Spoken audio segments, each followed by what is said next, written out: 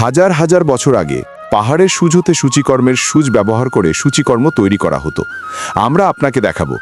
প্রথমে আমরা কুকুনগুলিকে জলে সিদ্ধ করব এবং আমার দাদুর ঐতিহ্যবাহী চরকা ব্যবহার করে সাবধানে সুতোটি বের করব, যাতে সুতোটি পুরুত্বে সমান হয়।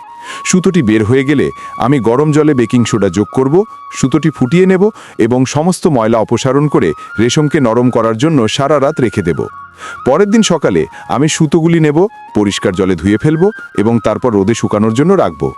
একদিন পর আমি সেগুলিকে ছোট ছোট টুকরো করে কেটে পছন্দসই রঙে ডুবিয়ে রাখব এবং রঙটি তাদের মধ্যে শোষিত হওয়ার জন্য একদিনের জন্য রেখে দেব।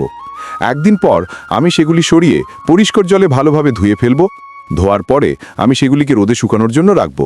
যখন সেগুলি শুকানো হবে তখন আমি চার্ট পেপার নেব এবং আমার প্রিয় বিড়ালের একটি নকশা আঁকব।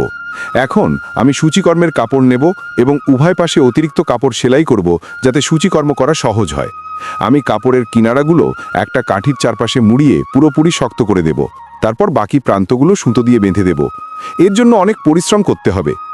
তোমার মায়ের নামে শপথ করছি, ভিডিওটি লাইক করো, চ্যানেলটি সাবস্ক্রাইব করো এবং একটি সুন্দর মন্তব্য করো।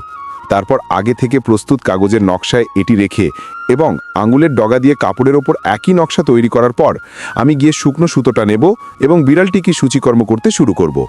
আমাদের সুন্দর বিড়ালের সূচিকর্ম সম্পন্ন হলে আমরা একটি গোলাকার সীসা নেব, কাপড়টি একসাথে আঠা দিয়ে আটকে দেব, অতিরিক্ত কাপড় কেটে ফেলব এবং এখানে আমাদের পাহাড়ি স্টাইলের সূচিকর্ম।